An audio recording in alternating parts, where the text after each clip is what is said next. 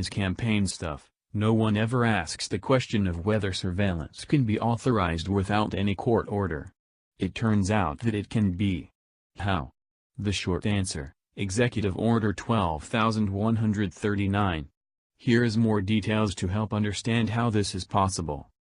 The President may authorize, through the Attorney General, electronic surveillance without a court order for the period of 1 year, provided that it is only to acquire foreign intelligence information, that it is solely directed at communications or property controlled exclusively by foreign powers, that there is no substantial likelihood that it will acquire the contents of any communication to which a United States person is a party, and that it be conducted only in accordance with defined minimization procedures. The Code defines foreign intelligence information to mean information necessary to protect the United States against actual or potential grave attack, sabotage or international terrorism.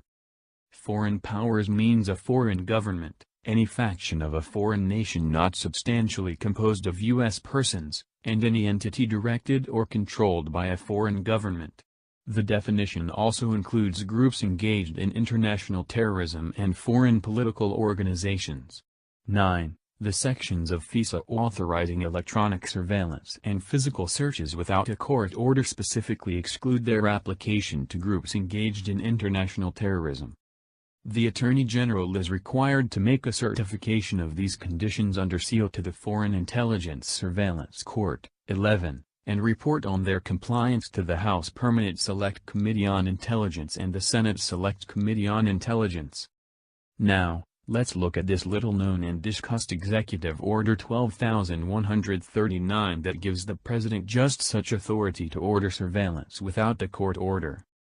The order reads as follows, quote, "By the authority vested in me as President by Sections 102 and 104 of the Foreign Intelligence Surveillance Act of 1978, in order to provide as set forth in that act for the authorization of electronic surveillance for foreign intelligence purposes, it is hereby ordered as follows.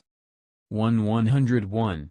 Pursuant to Section 102A(1) of the Foreign Intelligence Surveillance Act of 1978, the Attorney General is authorized to approve electronic surveillance to acquire foreign intelligence information without a court order, but only if the Attorney General makes the certifications required by that section. 102. Pursuant to Section 102B of the Foreign Intelligence Act of 1978, the Attorney General is authorized to approve applications to the court having jurisdiction under Section 103 of that Act to obtain orders for electronic surveillance for the purpose of obtaining foreign intelligence information. 103. Pursuant to Section 104A(7) of the Foreign Intelligence Surveillance Act of 1978, the following officials, each of whom is employed in the area of national security or defense, is designated to make the certifications required by Section 104A(7) of the Act in support of applications to conduct electronic surveillance. A. Secretary of State.